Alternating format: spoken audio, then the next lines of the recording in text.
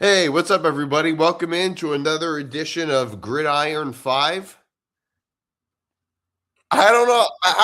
Yeah, I don't know how we're gonna do it. It's a It's crossover a episode, crossover everybody. between Gridiron Gridlock and Forever Power 5. We could also we can name it after New York City traffic, Forever Gridlock. There we go. It worked for us. So we do have the Forever Power 5 background.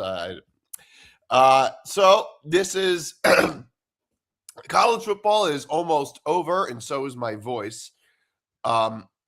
It looks sorry. And this show is just going to be mostly about predictions, but mostly the college football playoff predictions. But you can follow this show at FP5ETB on Twitter and Instagram, and on TikTok at Forever Power 5, no caps or spaces. You can follow me on Twitter at Nick DMart, Will at Will Charlton H13, Zan at Zain Bando 99, and Trevor at TWilly624. Is that right? That is correct. Okay. There's Gridiron. You can plug Gridiron. Gridiron. Gridiron Gridlock. It's Tongue twister. the tongue twister on that one. Gridiron Gridlocks. We normally stream our stuff over the weekend, mainly on Saturdays before the college football season. Since the college football season is starting to wrap up, we're going to start to transition, ladies and gentlemen, into the college basketball scene leading up into March Madness. So we got some good stuff coming for you guys in the new year. But first things first, we got to get through the college football season. Is there a social media account to plug? There's no social media account for it at this time, so can't really throw an ad for it. All right. So, first we have the Fiesta Bowl, which is happening, which is starting about an hour from now, like right after we're done. Miami is giving 3.5 against Ole Miss. The over-under is, I think it's actually up to 52.5, if I'm not mistaken. I think that the public seems to be really, really high on Miami in this game. It seems like everybody, I mean, look, I don't think either team has a ton of pressure on them. Neither team was supposed to be here. But I think the public is really, really high on Miami. And the public has been really, I feel like the public, ever since it almost, I think it's in a weird way kind of similar to how the public felt about Ole Miss, Georgia. Yeah, I think it sounds like they're almost okay. Now the line, according to DraftKings, is up to 53. Not the line. The over/under is up to 53.5. The over/under is going way up. Now I will say both teams. I think both of these teams are amazing stories. Really, really great stories. I mean, Miami, they barely snuck into the playoff. They beat Texas A&M. They beat the number one team, the number 2 team in the country. The team was the number 1 team in the country for most of the season, which was also an amazing story. And Miami, they did it all by holding. They did it mostly with their defense. They did it by winning the line of scrimmage, is how Miami did it. And I just think that what Mario Cristobal has done this year, even though I've been critical of him in the past, son of a bitch, even though I've been critical of him in the past, he's really just done a great job. And I really feel happy for all the players. For the most part, if you look at it, it's the game how they played against Ohio State. I think a lot of people knew it was going to be a defensive battle, but more people would think that Ohio State would be able to shut down Miami's offense, and it was just going to be like a case of separations and turnovers. But there was really no turnovers outside of the one pick that Ohio State threw, which kind of unraveled it. Because if you subtract that pick 6, the score would be 17-14, and Ohio State most likely would find a way to tie it. But since they don't have a field goal kicker, they would probably go up and score a touchdown, as we ended up seeing for multiple occasions throughout their playoff run. Yeah, although the flip side, though, is Miami also ended up fumbling at the goal line, and they should have scored there. So the flip side is Miami also could have won by a bigger margin. So, it kind of goes both ways with that. I mean, the thing with Ohio State is, and I'm not going to call Ohio State frauds because I think that's stupid. I think calling teams frauds just because they lose is stupid. I mean, that would be like calling 31 NFL teams frauds because only one wins the Super Bowl. Like, it just gets really stupid. But I do think Ohio State may have been a little bit of a product of their schedule, which is an issue with the super conferences. Teams having, like, there being 18 teams in the Big Ten and no real mechanism for scheduling outside of the traditional rivalries. I think that is an issue. Like, Ohio State avoided, like, all the top teams in the Big Ten in the regular season, pretty much. And I think that Ohio State was a little bit like A&M this year, a little bit, in the sense that I'm not going to say it's true, but you can reasonably argue that they were just a product of riding high on a favorable schedule. And every time Ohio State has been tested, they really have come up short this year. I mean, I don't want to make everything about Ohio State, but that's just kind of how everything kind of worked out this year. Similar thing with A&M in a weird way. Like, A&M had a few really good wins. They dominated a lot of their schedule, but like towards the end of the year, it was just like they haven't played a good game since like before Thanksgiving. And it's like, not like I said, not to harp on Ohio State, but Miami in the ACC had a train wreck of a year, and we thought they were going to get left out. Now, they're one game away from reaching the national championship game when other people saying that Notre Dame should be in over Miami. But then you have the head-to-head, the whole debate with the whole committee. It's just a large snowball effect that we're witnessing. And now, can Miami get the job done tonight and then go on possibly playing Indiana? But who knows what the other game is going to look like, because it's hard to beat a team twice in the same calendar year, going back with Oregon and Indiana. So we got really interesting games that should be close, but at the same time, like, the margin of error for these teams is basically slim to none if you're trying to win these games. Yeah, I think so too. I mean, look, I think that the interesting thing about this game is that the over-under seems a little high for a Miami game. Miami held A&M to 3 points and Ohio State to 14. So they held two very high-powered offenses to a combined 17 points. And the over-under in this game is 53.5. Seems a little high for, I think seems a little high of an over-under for a Miami game. I think that the higher scoring this game is, the more favorable it is to Ole Miss. And the lower scoring, it's much more it's much more favorable to Miami. I think for Ole Miss, I think the line is based off how Ole Miss played against Georgia and using a bias that Georgia has a solid defense, and them dropping, I think, was it like 39 points to pull out a victory in this?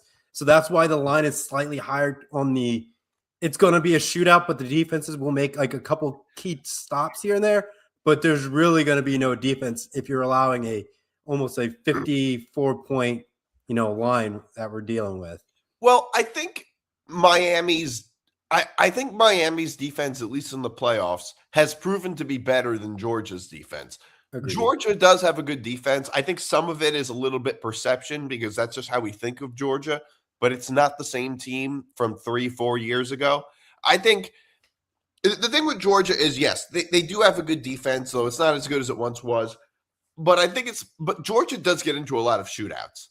I mean, this year, against all the good teams they played, except maybe Alabama, everybody they played was a shootout, including against Ole Miss, including against Tennessee, which wasn't even that good of a team. I mean, Georgia, whenever Georgia plays a good enough offense, they end up getting into a shootout. And that's just been the case pretty much all of this year. That hasn't been the case with Miami. Like, Georgia has not been able to hold an offense like Ohio State or an offense like Texas A&M.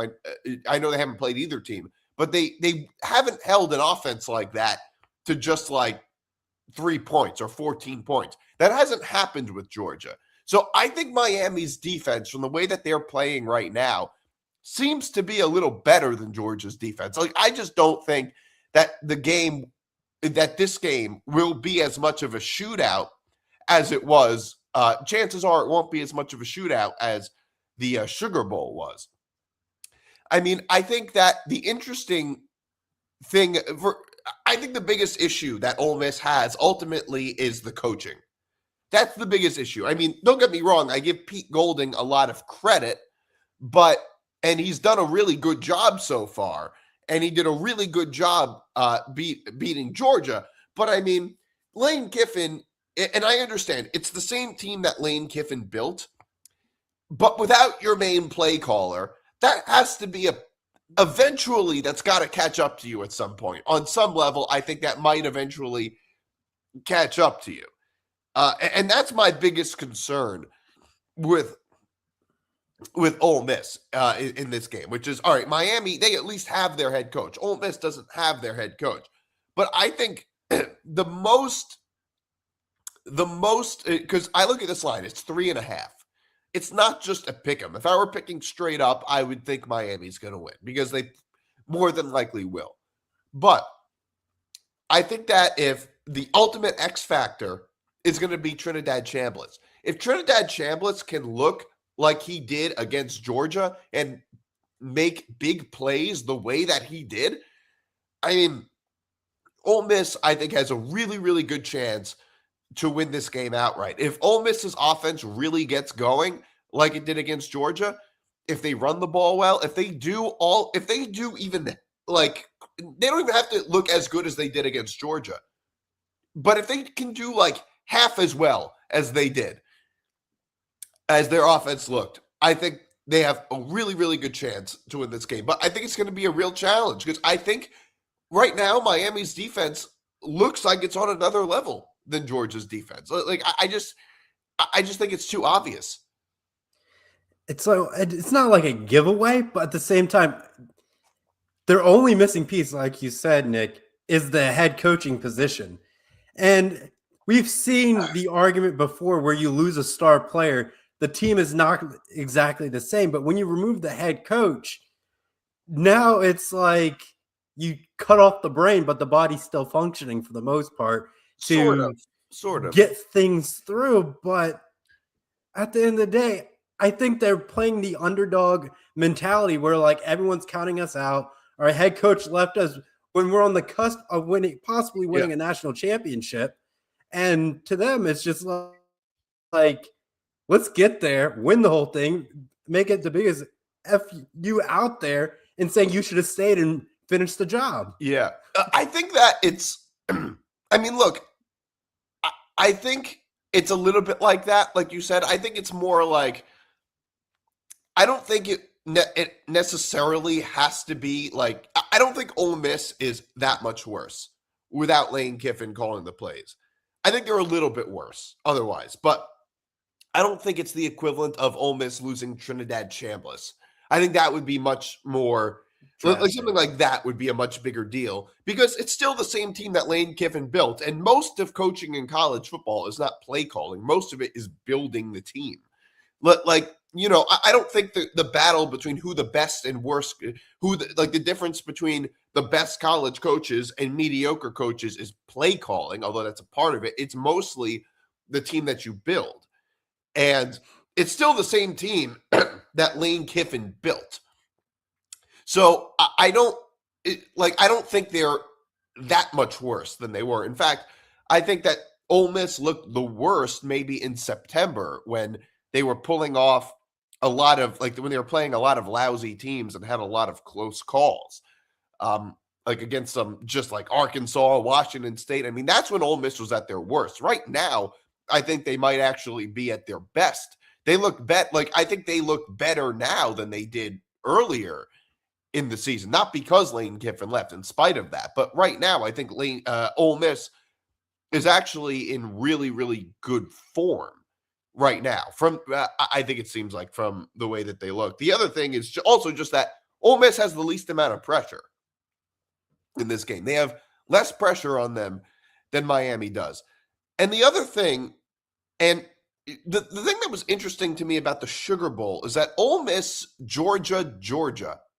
I mean, look, Ole Miss was down 9 points at halftime. And at that point, we all kind of thought the game was over.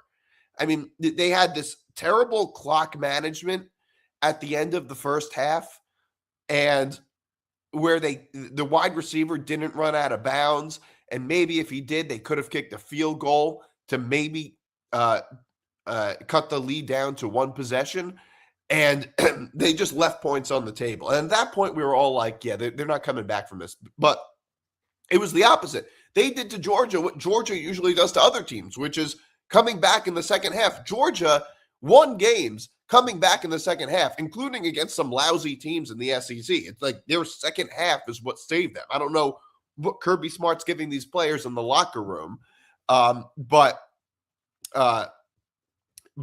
like that's what Georgia has always done.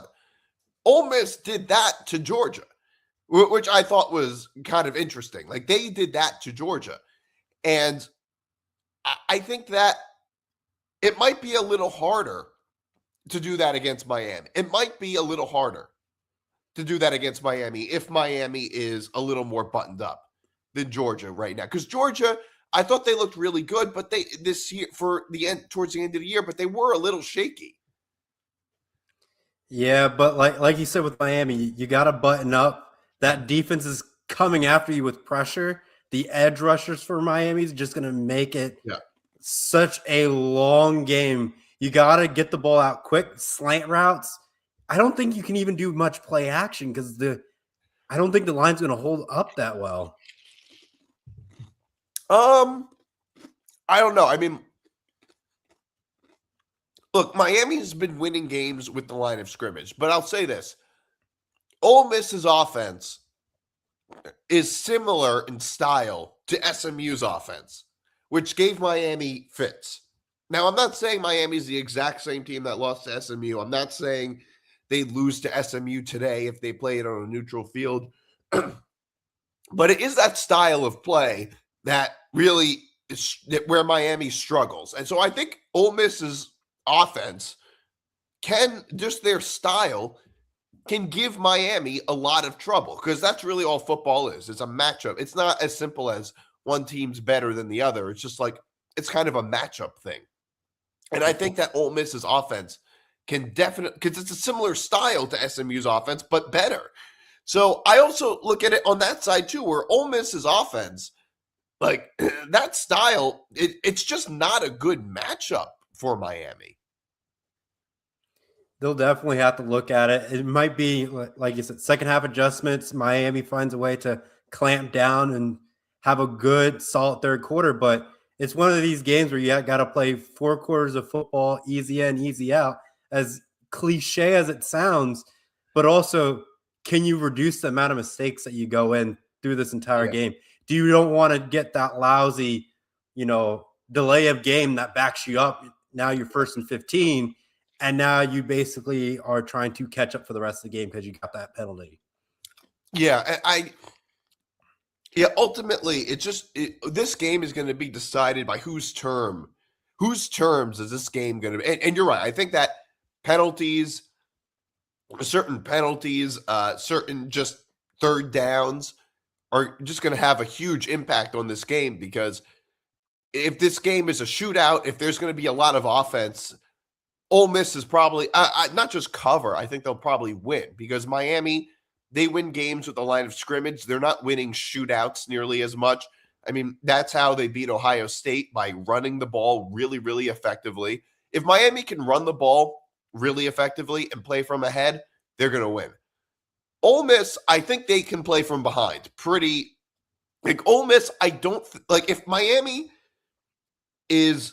falls behind in this game, they're going to be at much more of a disadvantage than Ole Miss playing from behind. And because, Miami, that's just how their offense is. They're not Ole Miss is a little bit like they're almost a little bit like Alabama, except their offense is much better, much more well-rounded. Like Alabama, in some ways is more comfortable playing from behind than playing from ahead because they don't run the ball effectively. They pass a lot. It's a similar thing with Ole Miss, except they actually run the ball much better than Alabama does. But I don't think Ole Miss will, even if Miami is ahead, they'll never really be out of this game. Because if Miami's winning, I have a feeling the game is low scoring, and all Ole Miss really has to do is get some one or two really, really good drives to get back in this game.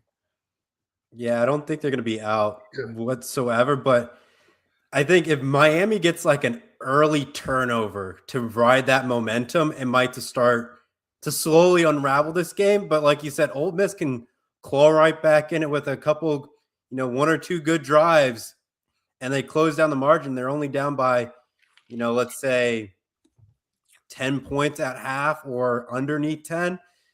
There's a chance they'll definitely try to make something interesting in the third, depending if they, end up receiving in the second half. If they're receiving in the second half, I probably guarantee within the first three drives in the third quarter, they'll probably get a touchdown and make it a three-point game. Yeah. So let's get into our picks in this game. So my pick is I'm taking Ole Miss plus 3.5 for a few reasons. First of all, like I said before, their style of play. I don't think it's a good matchup for Miami's defense. The other is I think they have less pressure than Miami does. I mean, neither team has much pressure, but I think Ole Miss has a little bit less pressure. And I just think that if Ole Miss, if Trinidad Chambliss looks like he did against Georgia, which I think he will, not as good maybe, but if he can play like he did against Georgia, I think Ole Miss will cover this number. And I'm not going to take an over-under, but I do think this over-under is a little bit telling to me because it looks a little high. Like if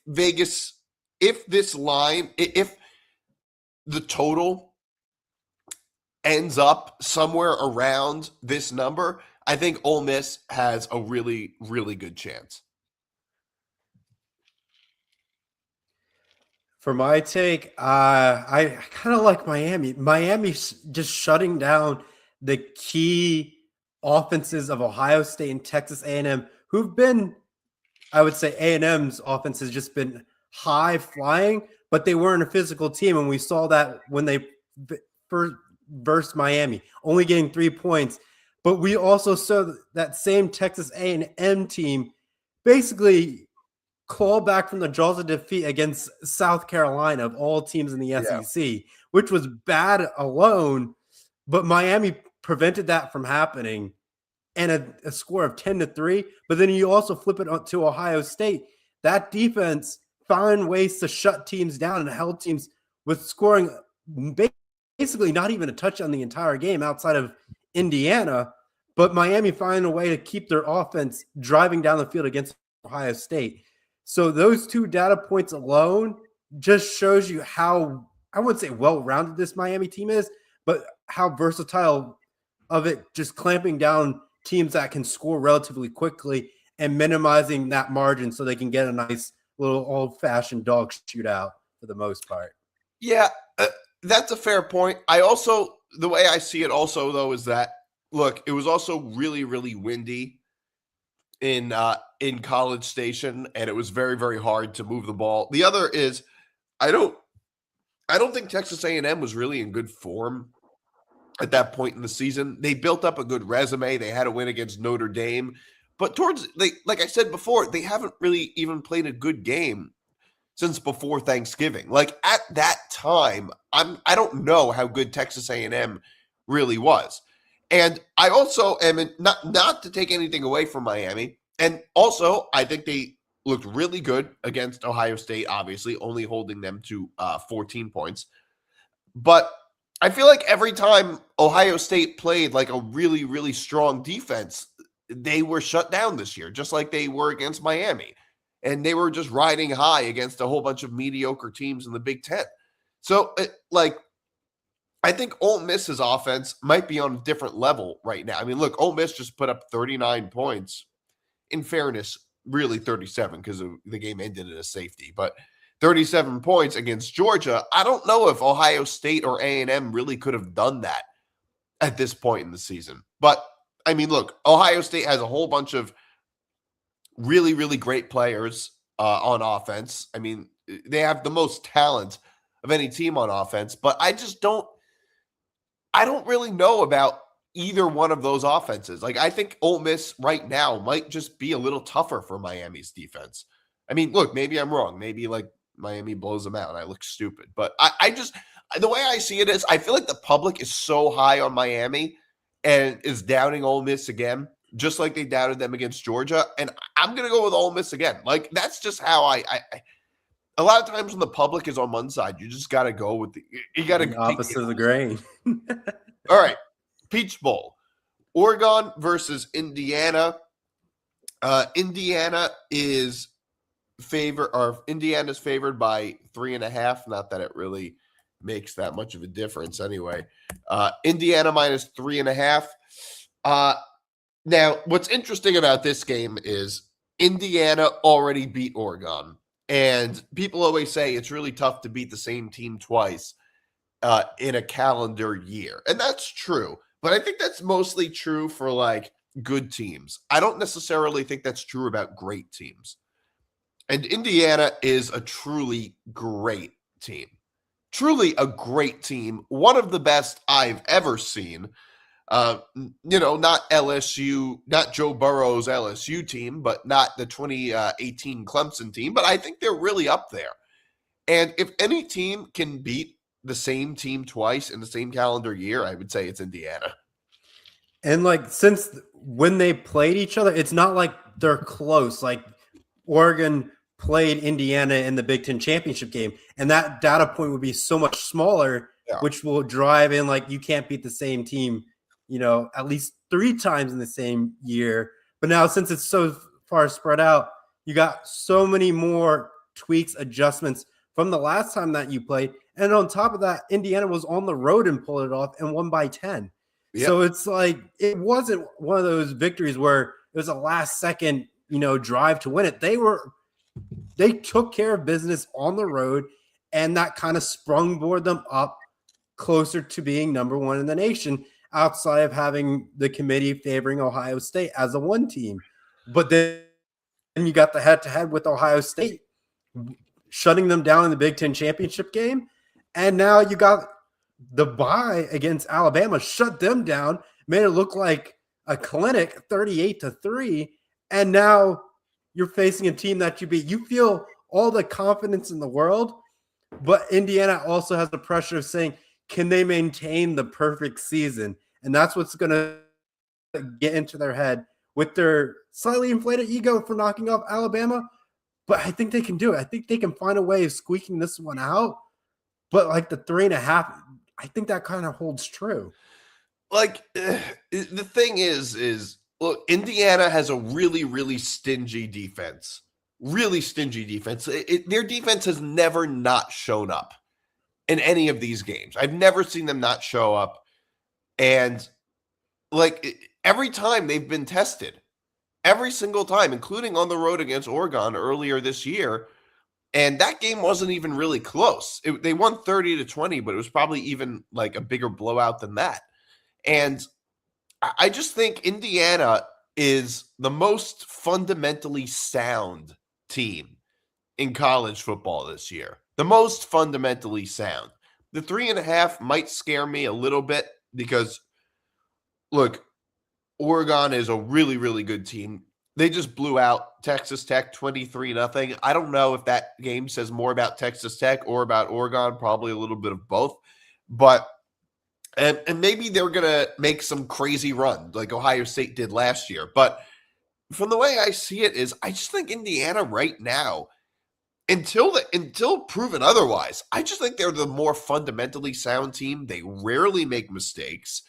Their defense never gives up a lot of points. They're great on both sides of the ball. And they're not a team like every other team seems to have some type of fatal flaw, whereas Indiana just doesn't. They almost seem flawless. It's also like the best story. I mean, this is a totally different story. It totally besides the point. They're also like the best story in college football right now. They've got to be. I mean, they're going to have to make movies about this Indiana team. Yeah, I think it's setting up for a perfect Hollywood script. But I think we can't forget the Penn State game where they had to do a 2-minute drive, and then their offense had like a holding penalty that backed them up and took a couple sacks, and then somehow drove the length of the field to win that game.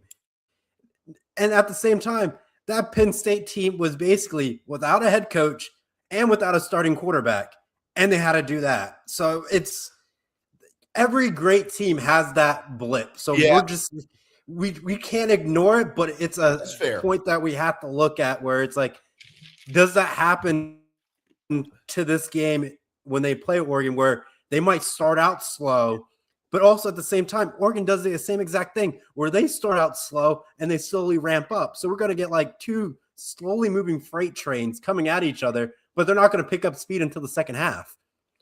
Yeah, I think that Oregon will – one of the biggest keys is that Oregon's going to have to run the ball effectively. And they're like that's why they're so good, is because they run the ball so effectively. They might be the best running team in the Big Ten statistically. I could be wrong about that. But I think that Indiana's defense will give them a lot of trouble when they're trying to run the ball. I think Indiana's defense will give them a lot of trouble. They don't give up a lot of yardage. And that tends to be true earlier in the games because defenses tire out later in the games a lot more than the offenses do. I can see later in the game Oregon being able to run the ball a little more effectively. But if Oregon can't run the ball effectively early in the game, I think Indiana has a huge advantage. I think that Oregon might have Indiana might have the advantage in every category. First of all, I think they're more fundamentally sound. I think they probably have a slightly better quarterback. I think they probably have a slightly better defense. I don't think they're substantially better than a team like that. I wouldn't say they're unequivocally better or anything like that, but I just think they have an advantage in more ways. It's like they're not even an underdog to even put it at that point. It's like they don't have the 5-star recruits. They're not flashy. It's like guys getting together saying, we can do something special at this institution that we're at. We're not a football powerhouse like the Oregons, Ohio States, Michigans, USCs, LSUs of the world. We're just guys who love the game and trying to make a statement out of it. That's all that this team is really trying to do. Yeah, and I think Indiana is, and I was talking about this on the last show, like Curt Cignetti, has any college football coach changed the landscape of college football the way Curt Cignetti has? I mean, you look at Nick Saban. He changed the landscape of the SEC. He set it up so that like coaches had almost like impossible, unrealistic standards in the SEC. Curt Cignetti did that for the rest of college football. I mean, like now other ADs are looking at their coaches and saying like, oh, you have no excuse. Look what Curt Cignetti was able to do at Indiana in only 2 years. Like, that's how amazing of a job Cignetti has done at Indiana. Now, if we look at their, 2 seasons as a whole, they did have some key Big Ten teams that they went up against. Like last year, they played Michigan and won similar fashion how they did against Penn State this year, 20-15. But again, every team has that. We're just going to make it a standard. Like a lot of the great teams have it.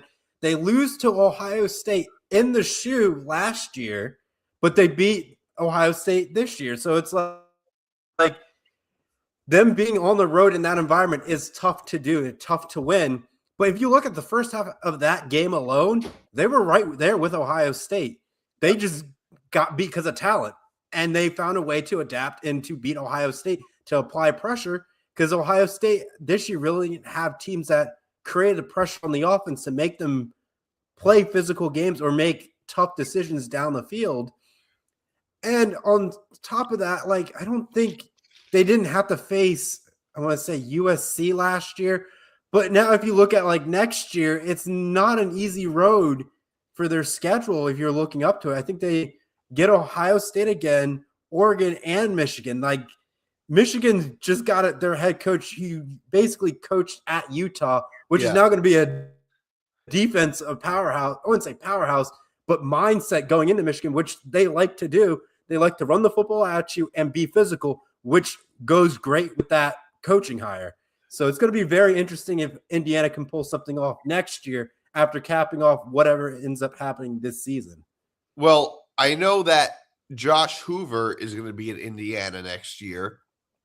And I don't think he's Fernando Mendoza, but who knows? I mean, Fernando Mendoza wasn't Fernando Mendoza last year. So, by the way, how long has Josh Hoover been in college? It feels like he's been at TCU forever. How is he still eligible? The COVID era just throws everything out the window. You'd be like you still got years of eligibility. You have like a decade of eligibility. It's completely crazy. But yes, he will be. And Indiana last year, they were good. They were a good team, but they were not a great team. They didn't really. I think they rode high off an easy schedule, and I give them. And don't get me wrong, they blew out most of those teams, but after Curtis Rourke had his hand injury, I'm not sure they were exactly the same team. And every really good team that they played, they lost by a really big margin. They didn't even beat a 7-5 Michigan team by much. I mean, they didn't even look good against that team. This year, and going into this year, I thought it might be a similar story, but it's not. Like this year, Indiana was just on a whole nother level. And I still think there might be a little bit overlooking of Indiana because we're not used to Indiana being a relevant football team. I think the biggest thing that I wouldn't say haven't passed over, but the game when they played Illinois, dropping 63 points and holding Illinois to 10. Yeah. That is so impressive. But if you flip the script when Ohio State played Illinois, it wasn't even close. It was like 34 to 10. So like you just see how aggressive this Indiana team is. They're just hungry. They're getting after it. I don't know. It's like a perfect storm that they just ended up stepping upon. Yeah. It looks like, like they're just so. You're right. Like they've had a few blips on the radar and things like that. No team hasn't, but. If you look at the upsides of what Indiana's done this year, I just think they have the best wins in the nation. I mean, what other team has better wins than Indiana does? What team exposes their opponent's weaknesses as well as Indiana? I don't think any team does. Like there are some good teams. I think Alabama was a good team. But they couldn't expose teams' weaknesses. They were just kind of one-dimensional, and that's why Indiana blew them out. Like, they're just strategically speaking, I just don't think there's any team on the same level as Indiana. I'm not saying they're necessarily the most talented, but Ohio State's probably the most talented. But just they might be the most well-coached, the most fundamentally sound. Like just every sort of technical aspect of the game, Indiana just seems to be the best. Like I feel like the only thing that's probably going to take them out in this game outside of mistakes is like a critical injury that will probably unravel. But even still, they would find a way to somehow pull that off without a key player. But it can only go so far depending what point the injury occurs in the game. Yeah, and also, just talking about the playoffs, like before we get into our picks, why are the two semifinals games? I mean, I think I know the answer, but on a Thursday and a Friday. I mean, college football, the entire regular season was played on Saturdays. The entire regular season. And then the semifinals, we have that on a Thursday, the other on a Friday, and then the national championship on a Monday. Like this is totally ridiculous. Like the Friday is fine. A Thursday night game for a semifinals game? Imagine playing the AFC or NFC championship games on a Thursday night. I think it's to avoid the NFL. But like I can't agree with stand that. the calendar. I mean, the Monday night for national championship, I think has been there for a little bit for the last couple playoffs here and there. But Yeah. me as a fan, why am I staying up late Monday night when I could watch it on a Sunday, if not Saturday? Saturday makes the most sense because think about all the college kids that want to go out, and you Yeah. realize if my school doesn't shut down, I got classes at 2 on Tuesday, but here am Yeah. I storming my campus bar. Well, yeah, like, well, yeah, that's like, well, yeah, because obviously it's college, so the college kids there, but also I'm not even talking about that. I'm just talking about the viewer in general. It doesn't make any sense. The Super Bowl would never be played on a Monday. I mean, whenever there's a one game champion, I mean, although in basketball, college basketball, they do the same thing. They play, which makes even less sense because they're not competing with anything. In college football, I think it's obviously just because they don't want to compete with the NFL, and the NFL has just claimed all those games. For me, I don't really care. I'd rather watch the semifinals over the NFL playoffs anyway. All else, unless it's like, one game's a blowout or whatever. But all else being equal, I'll choose the college football semifinals game over the first round of the NFL playoffs. But obviously, I think they just don't want to. They want to get out of the NFL's way. It seems like, if anything, it might make more sense to play both games on the Friday and just play one right after the other. Yeah, with the whole time zone shift between West and East, I think you can do it. Yeah. Like you would have to start the East Coast game like 6:30, give or take. But then the West Coast game is like 10 o'clock. Yeah. But it's on a Friday. I think you can get away with that. Yeah. Yeah. You can get away. Yeah, you can a little more. I mean, a lot of times people complain about like, oh, these games start too late. And I just don't. I mean, I understand it if you have to. Look, I understand it if you like work really early in the morning. And I understand it on like weeknights a little bit. But I also sleep through all the 1 o'clock games, so I don't have that much sympathy. Like, I just don't care that much. I mean, that's just a lot of times people say, well, the kids have to go to bed. I mean, it's not targeted at kids. It's mostly targeted at adults who can stay up as late as they want. Yeah. I think the games would have to be like 7:15 on the East Coast and then 10:15 for like the West Coast game. And if they keep it that way, that's fine. But if they ever had the line where you had the orange and the peach that happened, then you kind of have to split up between 2 days. I don't think you can do 2 games running at the same time. Yeah. All right. So what's our official picks in this game? I'm going to go with Indiana, even though that large, I wouldn't say number, but idea trying to beat a team twice in a year is tough. It does hold true. It does have some weight, and I don't want to overlook it. But like you said, Indiana's the team that could beat a team a second time around if they had to. And I think they're right there. But also they gotta play mistake free because Oregon will capitalize on mistakes. But if they played how they've been playing against Ohio State and Alabama, they're fine in this game. Yeah. Play how they've been playing technical football, heart sound, willing to go the length of the field, 2-minute drive to win, they're fine. As soon as they start making mistakes and feeling the pressure, it's going to start to shift slowly towards Oregon's favor. Yeah, I think the same is true. The same thing is true at the reverse, though, which is Oregon also has to play mistake-free football, and Indiana capitalizes on mistakes better than anybody. And I think if you look at the two teams, Indiana's more likely to play mistake-free football than Oregon is. I think in all likelihood, Indiana will make fewer mistakes. And I like Indiana. I'm taking Indiana laying minus 3.5. And I'm also going to go with the under because if they play this game on Indiana's terms, the game will probably be under 46.5.